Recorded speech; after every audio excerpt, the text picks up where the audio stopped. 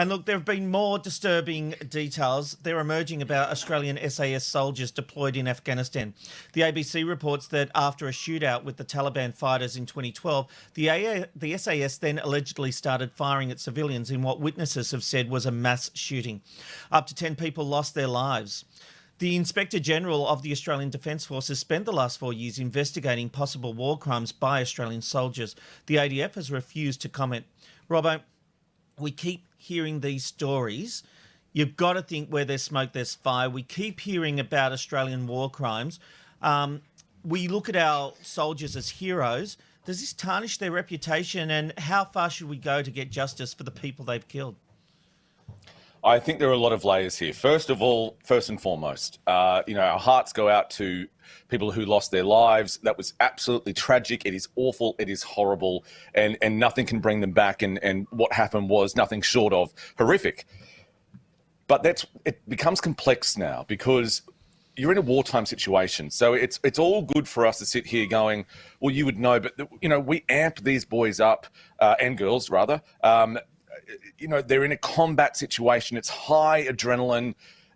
It's a situation that majority of us will never understand. So I think that as much as justice should take its course, it should. But I also think that, don't you think that should be taken into a little bit of account too? I know they're trained. I understand what you're saying. There's certainly a mentality that when people join these the services, we've heard about the roughhousing that goes on with new recruits and the kind of actions they're put through. Ben, do you think Robbo's got a point that there needs to be some thought process given to how these guys and girls are trained up and the adrenaline through them? Does that give them a get out of jail free card, or certainly try and give us context of what they're doing in these situations? Yeah, I guess that what happens with a lot of situations is that we get into this culture of saying that's the way that it has been done and that's the way that it always should be done. And I think that with a lot of things at the moment, we're actually breaking that down and doing things differently. So I think in this regard, it's just one of those situations where I think we have to look at it a little bit differently.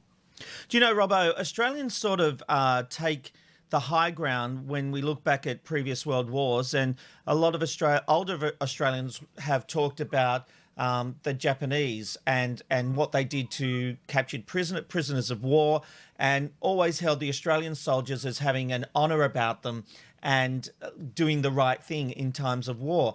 If we are as guilty of just killing innocent civilians, we're no better than the people we've put down in the past, surely.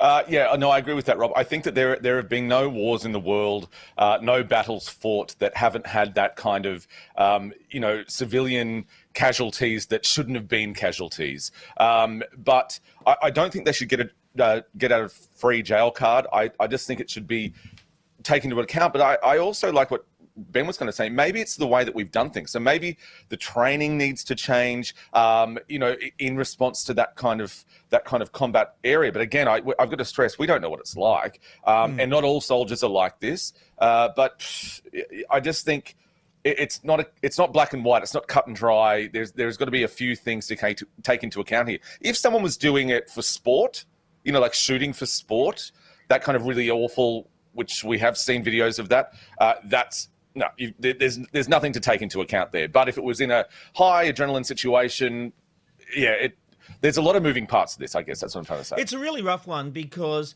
their mindset is it's about the enemy, the enemy, the enemy, So it must do with your head when you're in that combat mode in this foreign land. I can't imagine what it would be like, but there do have to be rules of engagement, and civilians are civilians. It's the Ben, Rob and Robbo, Ben, Rob and Robbo, Ben, Rob and Robbo Show.